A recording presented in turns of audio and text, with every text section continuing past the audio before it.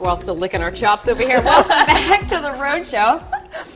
This morning in the Buzz. Women are always looking for that perfect product to make their skin glow or their lashes long. But you know what? I have to agree here. Sometimes the ads are just a little too perfect.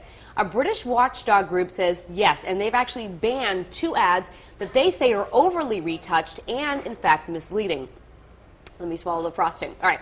So the Advertising Standards Authority in the UK is demanding that the company pull this ad that Julia Roberts just did for Lancome, one of L'Oreal's makeup brands. Doesn't even look like her. I know. It claims that the actress' flawless skin is just too good to be true.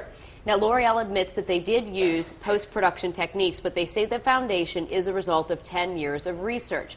The second ad is this one, and it features Christy Turlington from Maybelline's The Eraser Foundation. L'Oreal said that although the image was digitally touched up, they still believe the ad accurately reflected what the product could do. How can that be? If you touch it up, it's not accurate.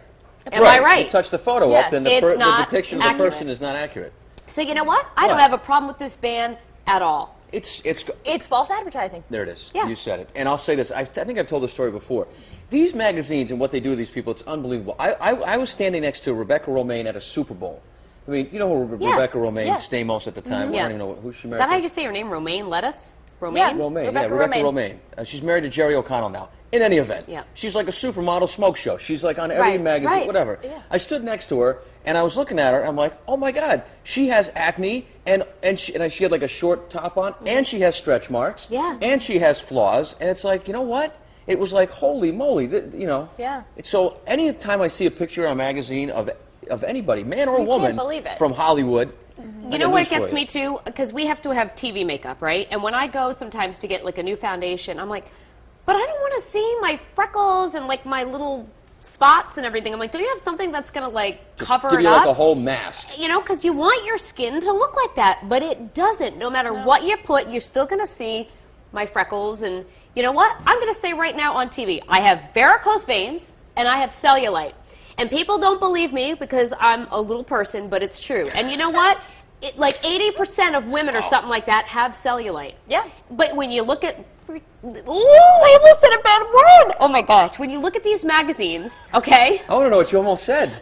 I went F, but it wasn't going to be the bad version. But anyway, you look at these magazines and you're like, how come they all have like these gorgeous Just legs, let her go, Michaela. She's perfectly toned? No one has skin like that. Even supermodels in real life don't have skin like that. Well, you know what the thing is? I have varicose veins and I also have cellulite. You don't. Maybe he does. You don't. I don't know. No, now all of a sudden people are going to start turn off the TV like, we don't want to know that she's got those things. But false advertising. Like you said, there are so many touch-ups and slim downs, and I love when they do the before and after photos of people that are willing to say, this was not my photo in the magazine. This was the original picture that was taken, and this is how they touched it up. And they have curves, and they have imperfections and things like that. And you mentioned with your face of how you don't want freckles and blemishes to be seen, but you also don't want to look like a porcelain doll. I know. A China doll half the time. That picture of Julia Roberts is creepy. It doesn't look like her. No, it doesn't. No. It looks like a wax museum. It does. It does. One of those sculptures of them. Where it kind of looks like them, but there's something weird about it. And it puts a lot of pressure on young, especially young women. And you have a daughter who's not close to being a teenager, but she's entering that phase where she's concerned about, you know, her appearance and what she looks like and all that stuff. And they also retouch kids. Right, they so I was going to say, It's not even just the adults. Kids look at these magazines, these pictures, and be like, why don't I look like that? I wish I looked like that. Then they get, you know, whatever, depressed, mad, angry. And then, you know, it's like, listen, you try and convince a kid that that's not what they really look like, and they don't understand. And you know what also is happening, too? Photographers, not even from magazines, but like photographers in New England who take pictures of kids are now retouching kids' photos. You know what I mean? Like you look at their spreads online and you think, wow, these kids look amazing. It's like a magazine spread. That's because they're retouching your family photographs now. But you can do it at home, for gosh sake. With all of these, you can make everybody look great. With all of these makeup products and things like that, I mean, they're trying to make the sale. They are trying to make the sale. I'm sticking my tongue out to you people who do that in advertising. It's bad. Is this the zit you wanted to cover? I'm proud of it. I'm proud of it. Show it off with pride. I love it. I want to know what bad word you were about to say. Let's send it over to Courtney so she can tell me. I was going to say I think I know. With an ing. That's what I figured. After you said it wasn't the really bad one. No. I have had one photo retouched. I've told some coworkers here about it. Senior year of high school, I had braces running around at 18 years old, and they were able to laser them out, but didn't change my skin, which was good. Just made my teeth look like little chiclets. But anyway, let's head over to the live blog on foxprovidence.com. And Jamie said, just another reason for insecure young girls to feel bad about themselves. And Jerry said, all advertisement for any product being sold is always shown in the perfect light, never in the practical way that an ordinary person would see it. So it doesn't seem like anyone's falling for this here.